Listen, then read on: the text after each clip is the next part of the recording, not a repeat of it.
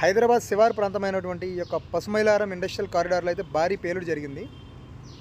Sigachi ఇండస్ట్రీస్లో June 30వ తారీఖు ఉదయం 8:30, 9:30 మధ్య ఈ యొక్క భారీ పేలుడు అయితే జరిగినట్లు చెప్తున్నారు.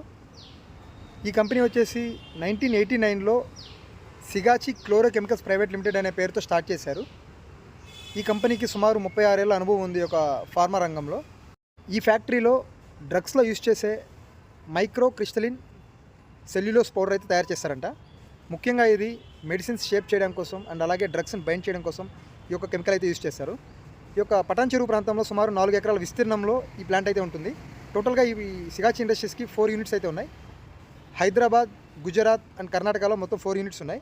హైదరాబాద్ యూనిట్లో 4 ఏకర్స్లో ఈ యొక్క ప్లాంట్ అయితే ఉంటుంది. 190 మంది ఎంప్లాయీస్తో ఇక్కడైతే ఆపరేషన్ చేస్తున్నారు.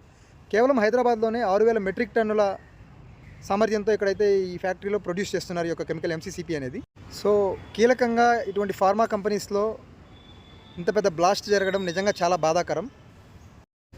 సో ఎంప్లాయీస్ సేఫ్టీ కోసం ఇటువంటి కెమికల్ ఫ్యాక్టరీస్లో ముఖ్యంగా చాలా సేఫ్టీ మెజర్స్ అయితే తీసుకోవాల్సి ఉంటుంది. ఈ కెమికల్ బ్లాస్ట్లో 39 మంది పైన చనిపోయారు. స్టిల్ ఈ యొక్క డెత్ కౌంట్ అనేది రైజ్ అవుతూనే ఉంది. వీళ్ళు ఈ కంపెనీ నుంచి 1 crore అయితే కాంపెన్సేషన్ ఇస్తామని చెప్పి ఇప్పటికే అనౌన్స్ చేశారు. Thanks for watching. Please follow for more updates.